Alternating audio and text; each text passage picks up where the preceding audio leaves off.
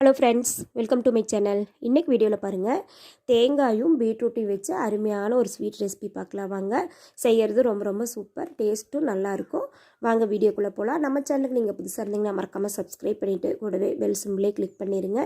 2 beetroot எடுத்து நல்லா wash பண்ணிவிட்டு தோலை சீவி இது போல் காய் துருவுற துருவியில் நான் துருவி வச்சுருக்கிறேன். இதை இப்போ நம்ம மெஷரிங் கப்பில் அளவு எடுத்துக்கலாம். நீங்கள் கப்போ டம்ளர் எது வேணாலும் எடுத்துக்கோங்க. எதில் எடுக்கிறீங்களோ அதுக்கு தகுந்த மாதிரி மற்ற அளவுகள் எடுத்துக்கோங்க. இப்போ நான் 1.25 கப் அளவுக்கு துருவின பீட்ரூட் எடுத்துருக்கிறேன். 1/4 மூடி தேங்காய் எடுத்து நல்லா துருவி வச்சுக்கிறேன். அதே மெஷரிங் கப்பில் பாருங்கள் 3/4 கப் அளவுக்கு தேங்காய் துருவல் வருது. இதில் பாருங்கள் தண்ணி பார்த்தீங்கன்னா ஒரு 2 கப் அளவுக்கு தண்ணி சேர்த்துக்கலாம். சேர்த்துட்டு நல்லா மைய பேஸ்ட்டு அரைச்சிட்டு வந்துடுங்க. இது போல் வடிகட்டி வச்சுட்டு நம்ம சாரை மட்டும் தனியாக வடித்து எடுத்துடலாம். ஒரு ஸ்பூன் வச்சு நல்லா அழுத்த கொடுத்தீங்கன்னா சாறு நம்மளுக்கு தனியாகவும் சக்கை தனியாகவும் நம்மளுக்கு வந்துடும்.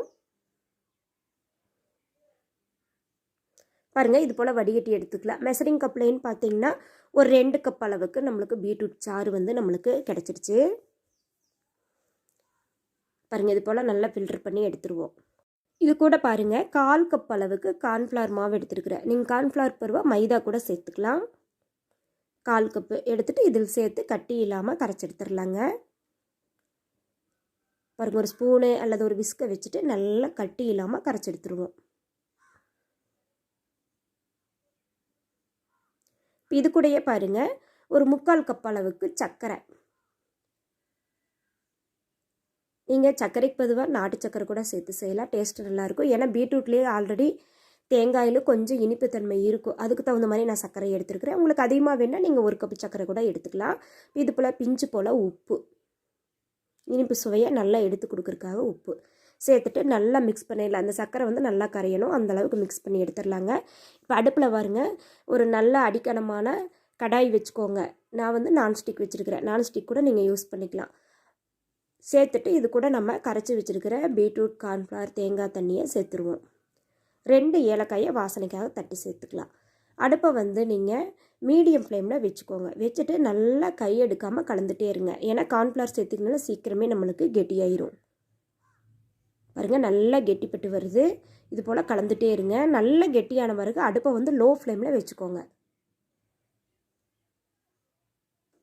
பாருங்கள், இது போல் நல்லா கெட்டியாகும். பொறுமையாக கலந்துகிட்டே இருங்க. அடிகனமான கடாய் இல்லாட்டி வானொலி வச்சிட்டிங்கன்னா நம்மளுக்கு கலக்கறதுக்கு நல்லா சௌரியமாக இருக்கும். சீக்கிரமாக கெட்டிப்பட்டு வரும்போது பார்த்திங்கன்னா ரொம்பவே கலக்கறதுக்கு கொஞ்சம் சிரமமாக இருக்கும். அதனால் நல்லா அடிகனமான பாத்திரம் அல்லது இது போல் நான்ஸ்டிக் வச்சுக்கோங்க. பாருங்கள், நல்லா கெட்டிப்பட்டி வந்துருச்சு. இப்போ இந்த ஸ்டேஜில் ஒரு டீஸ்பூன் நெய் சேர்த்துக்கலாம். நெய்யும் சேர்த்துட்டு நல்லா கலந்து விட்டுருவோம். நல்லா கடாயில் பாருங்கள் ஒட்டாமல் வருது. சைட்லெல்லாம் பாருங்கள் ஒட்டாமல் வருது. இது போல் நல்லா கலந்துருவோம். பாருங்கள், நல்லா கெட்டிப்பட்டு ஒன்றோட ஒன்றா மிக்ஸ் ஆகி வருது. கரண்டியால் எடுத்திங்கன்னா கீழே விழுகும். அந்த பதம் வந்தது ஸ்டவ் ஆஃப் பண்ணிடலாம். இப்போ ஒரு பாத்திரத்தில் பாருங்கள் கொஞ்சமாக ஒரு டீஸ்பூன் நெய்யை தடவிட்டு நட்ஸு, நம்மளுக்கு விருப்பப்பட்ட நட்ஸை நீங்கள் பொடிசாக கட் பண்ணி சேர்த்துக்கோங்க. சேர்த்துட்டு இது கூட நம்ம ரெடி பண்ணி வச்சுருக்கிற இந்த மிக்ஸை சேர்த்துடலாம். பாருங்கள் எப்படி விழுகுதுன்னு. ஃபேன்லேருந்து இப்படி விழுகணும். இதுதான் சரியான பதம். இப்போ நல்லா ஈவனாக பண்ணி விட்டுலாம். கையில் பாருங்கள் உருட்டி காட்டுறோம். கொஞ்சம் கூட ஒட்டவே இல்லை. இது போல் இருக்கணும். இதுதான் சரியான நம்மளுக்கு அல்வா பதம். நல்லா கெட்டியாகவும் இருக்கும். நல்லா ஈவன் பண்ணிவிட்டு ஒரு 1 மணி நேரம் ஆற விட்டுருங்க. 1 மணி நேரம் கழிச்சிட்டு பாருங்கள் எவ்வளோ சூப்பராக சாஃப்டாக வந்திருக்கு அப்படின்ட்டு. நம்ம ஒரு தட்டில் கவுத்திட்டு அப்படியே பீசஸ் போட்டுக்கலாம். பாருங்கள், அப்படியே கத்தியில் கூட கொஞ்சம் கூட ஒட்டவே இல்லை. சூப்பராக நம்மளுக்கு வேணுங்கிற சைஸில் நம்ம பீஸ் போட்டு எடுத்துக்கலாம். நான் எடுத்து காட்டுறேன் பாருங்கள் எவ்வளோ சாஃப்ட் அண்ட் சூப்பராக இருக்குதுன்னு சொல்லிட்டு. அவ்வளோதாங்க, தேங்காய் பீட்ரூட் அல்வா ரெடி ஆயிடுச்சு. இந்த வீடியோ பிடிச்சிருந்தா சேனலை மறக்காமல் சப்ஸ்கிரைப் பண்ணிடுங்க.